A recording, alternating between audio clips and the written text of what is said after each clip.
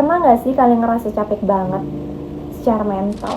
Kayak pikiran penuh, hati gak tenang, kemudian semua masalah itu numpuk jadi satu di pikiran kita. Ternyata, jika suatu hal yang kita pikirkan secara berlebihan dapat berdampak secara mental, emosional, dan akhirnya berdampak secara fisik.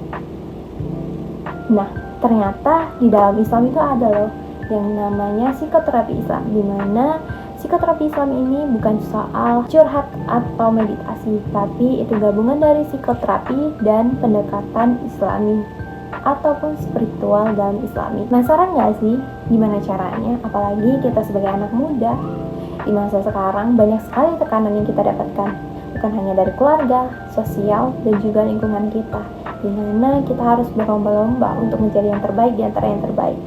Apa sih psikoterapi Islam? Jadi psikoterapi Islam itu sama kayak psikoterapi biasanya, tetapi tidak hanya berkaitan dengan logika aja, tapi kita juga diajak untuk mendekatkan diri kepada Allah, diajak ngobrol dengan cara berzikir, membaca Al-Quran, sholat tepat 5 waktu, kemudian sabar dan rasa syukur, dan doa kita yang kita panjatkan kepada Allah dengan tulus dan tenang. Karena kadang luka batin itu bukan karena dunia, tapi karena kita jauh dari Yang Maha Kuasa.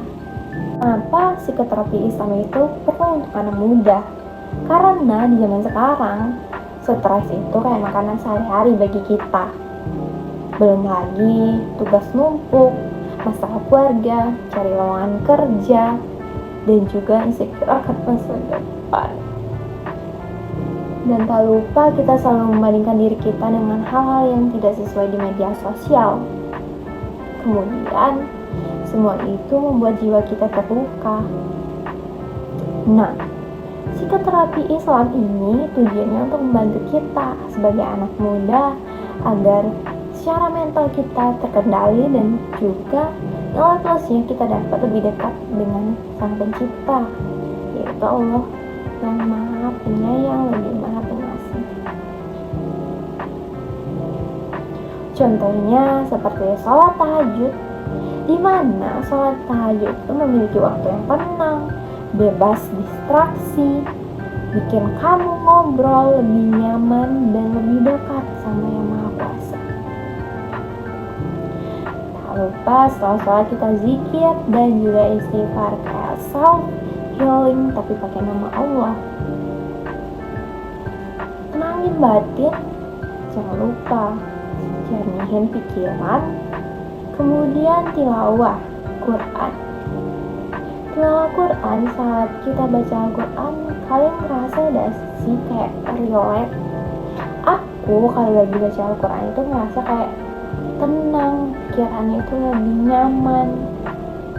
Kemudian otak itu kayak ngerespon hal-hal yang positif, kayak kita lupa akan masalah yang ada di dunia ini. Nah, satu lagi, sedekah. Kalian ngerasa gak sih kalau kita sedekah ngerasa kayak memberikan kedamaian pada diri kita sendiri? Really? Aku punya kisah inspiratif dari teman. Salah satu teman kuliah aku dulu ngerasa berat banget kuliahnya, sampai overthinking parah.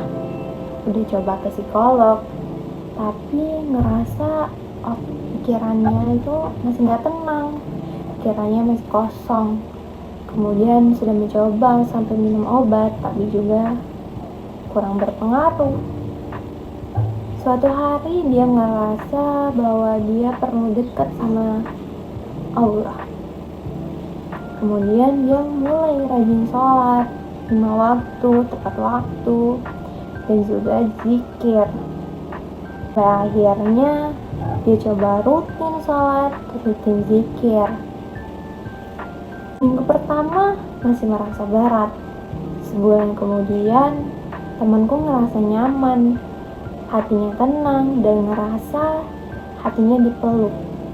Dia bilang, gue bisa nangis, gue bisa menceritakan semua masalah gue saat sholat.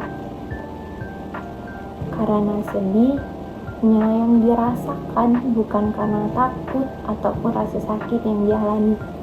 Sedih yang dia rasakan itu kayak akhirnya kayak lega.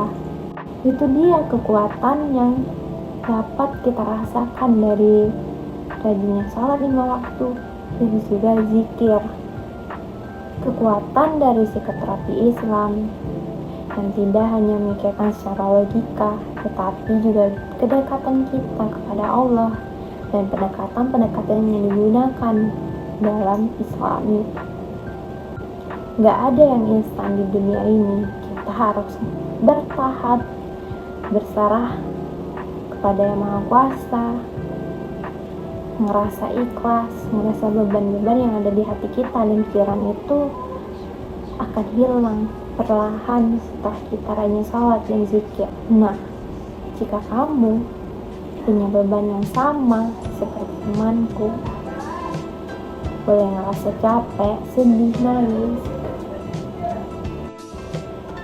Kamu boleh ngerasa capek, ngerasa lelah, dan juga ngerasa punya beban.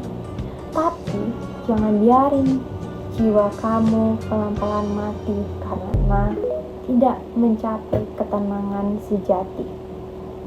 Coba dulu ke psikoterapi Islam, bukan karena kamu so alim, tetapi kamu ingin jiwa kamu, mental health kamu lebih sehat.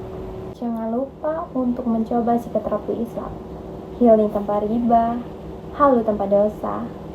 Jangan lupa like dan share. Wassalamualaikum warahmatullahi wabarakatuh.